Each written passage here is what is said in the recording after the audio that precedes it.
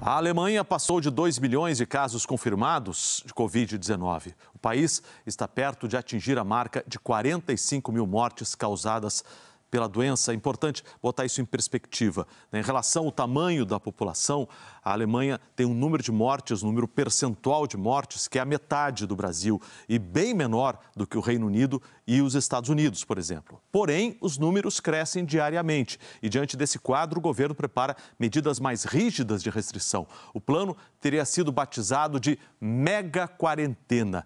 Sobre esse assunto, a gente conversa ao vivo com a nossa correspondente em Londres, a Cecília Malan. Bom dia, Cecília. Bom dia, Kovalik. Antes, eu só queria fazer um desabafo aqui, ouvindo o vivo e a reportagem sobre Manaus. A sensação é de que está faltando ar no Brasil. Que situação mais aterrorizante. O Manaus vive um desastre humanitário, não podia ser assim. Eu vou começar falando sobre as notícias europeias com um exemplo de líder que entende a gravidade da pandemia, que não brinca com essa doença. É a primeira-ministra alemã, Angela Merkel, que disse que a ação contra a Covid tem que ser urgente. O encontro entre ela e os líderes regionais previstos para o dia 25 de janeiro foi antecipado para o início da próxima semana. Com a adoção dessa chamada mega quarentena, Merkel pretende fechar o país de maneira quase que completa, como, por exemplo, com ainda mais gente trabalhando de casa e até mesmo o fechamento do transporte público. O presidente da Agência de Controle e Prevenção de Doenças defendeu um aperto das medidas, principalmente por causa da ocupação dos leitos hospitalares. Segundo ele, em 10 dos 16 estados alemães, a taxa de ocupação passa de 85%. Para o governo, as festas de fim de ano contribuíram para o crescimento da curva de contágios, hospitalizações e mortes no país. Até agora, mais de 750 mil pessoas foram vacinadas contra a Covid-19, mas médicos e cientistas dizem que o ritmo precisa ser acelerado para proteger a população.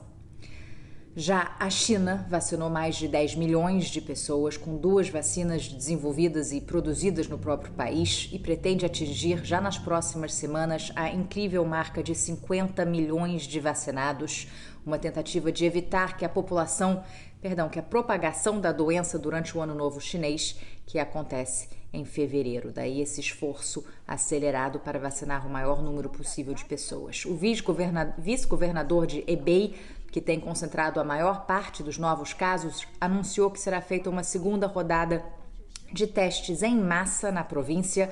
A primeira, que testou 17 milhões de pessoas, terminou no domingo. Também foi iniciada a construção de um centro médico na capital da província. É impossível esquecer as imagens dos 16 hospitais que foram erguidos só na cidade de Wuhan em 16 dias no início da pandemia. É a força da mão de obra chinesa. A gente termina falando de um forte terremoto que atingiu hoje a Indonésia. Até agora, pelo menos 34 pessoas morreram e mais de 600 ficaram feridas. Milhares estão